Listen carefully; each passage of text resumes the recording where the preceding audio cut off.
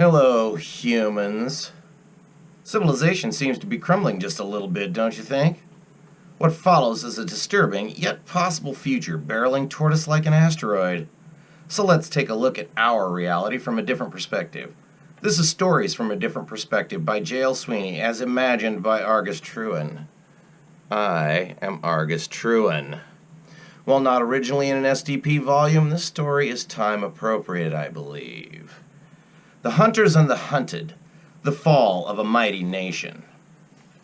November of the year 2020 saw the fall of one of the mightiest nations to ever evolve on the planet.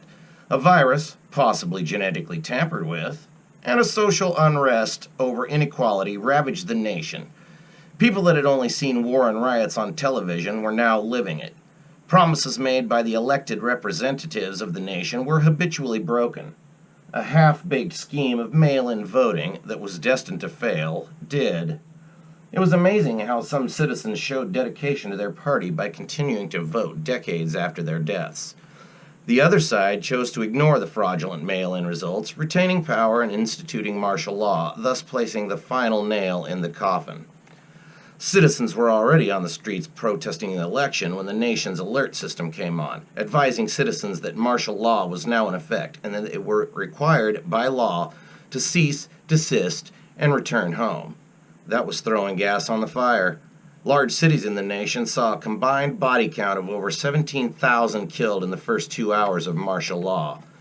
Tens of millions took to the streets. The old adage, if you ain't with us, you're against us, became a violent, unofficial law as mobs literally beat to death hundreds of innocent people just trying to get home.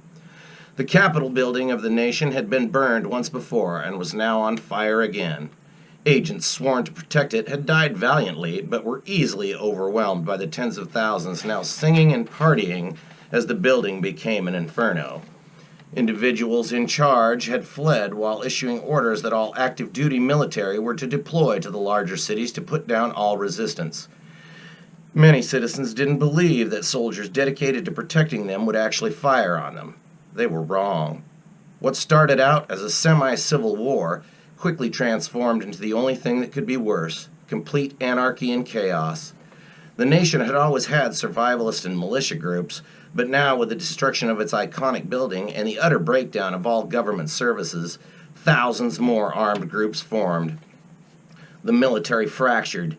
Different generals had pledged their allegiance to one side or the other and took extreme efforts to control their troops, executing soldiers that refused to fire on civilians. Many deserted rather than kill civilians in their home country.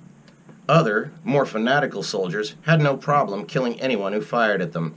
They fought building to building against gangs and other armed groups trying to carve territories out of the cities. The citizens in the larger cities lived in fear.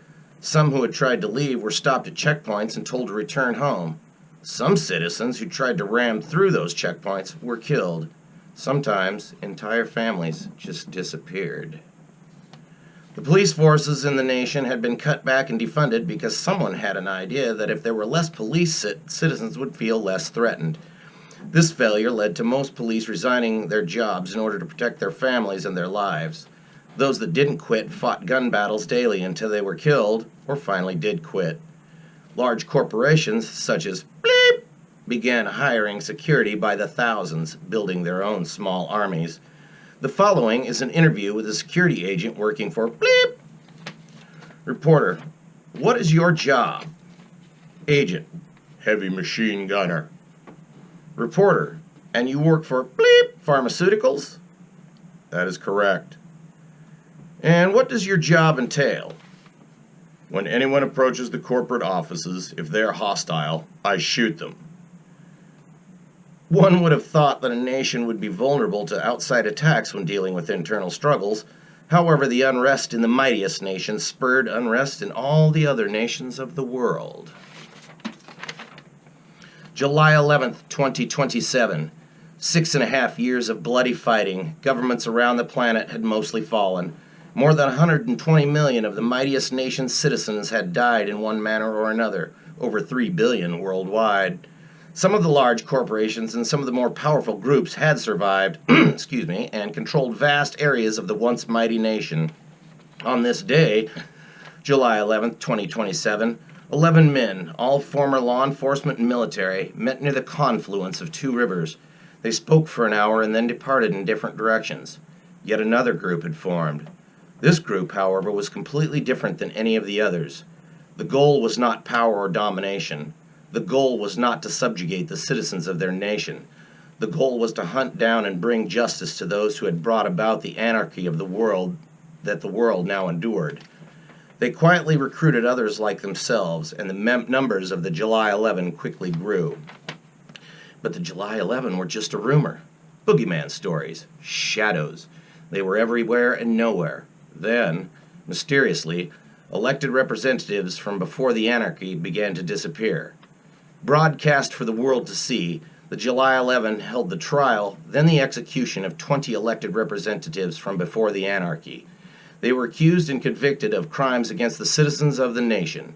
More trials and executions followed until the final few career politicians from before the anarchy were so well guarded that the July 11 ended their hunting. While not affiliated in any way, waves of July 11 copycats began popping up across the globe. July 11, 2033. The humans of the planet had survived the social upheaval.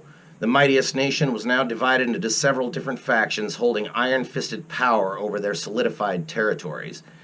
8 of the original July 11 had been killed by assassins from those factions.